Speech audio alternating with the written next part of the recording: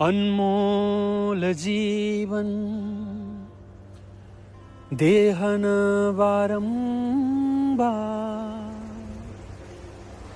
तरुवर से पत्ता टूट गिरा,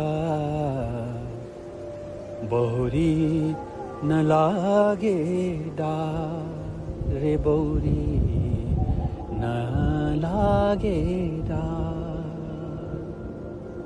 जीवन हाम्रो अनमोल छ, एकैचोटिलाई मात्रै छ। बारम्बार जीवन हामीलाई मिल्दैन। कबीर भन्नुहुन्छ, कबीर साहबले स्पष्ट पार्नुहुन्छ कि जसरी रुखबाट पत्ता झर्छ,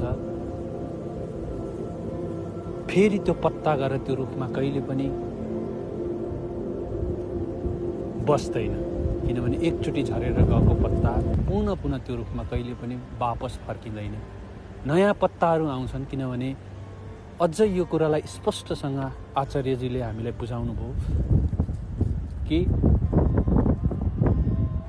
पुनर्जन्म प्रकृतिमा हुन्छ, समष्टिको पुनर्जन्म हुन्छ, तर व्यक्तिको पुनर्जन्म हुँदैन। पुनर्जन्म त हुन्छ, पुनर्जन्म कसको हुन्छ भनेर हामीलाई प्रष्टसँग बुझाइदिनु भयो, किनभने आचार्यजीले भन्नुहुन्छ कि राजु मरेर कहिले पनि काजु हुँदैन। एउटा व्यक्तिको शरीरभित्रबाट आत्मा अर्को शरीरभित्र कहिले पनि जाँदैन, किनभने यो समाजमा हाम्रो लोक धर्ममा हामीलाई सिकाइएकै यही छ, हामीलाई घोकाइएकै यही छ, डर देखाइएकै यही छ कि तिमीभित्र कुनै एउटा तत्त्व छ, त्यो फुर्र उडेर आकाशमा जान्छ अनि अर्कोमा जान्छ। कति काल्पनिक कुरो छ हेर्नु त, सुन्दा पनि। त्यसैले आफै बुझौँ, आफै जानौँ, प्रश्न गरौँ,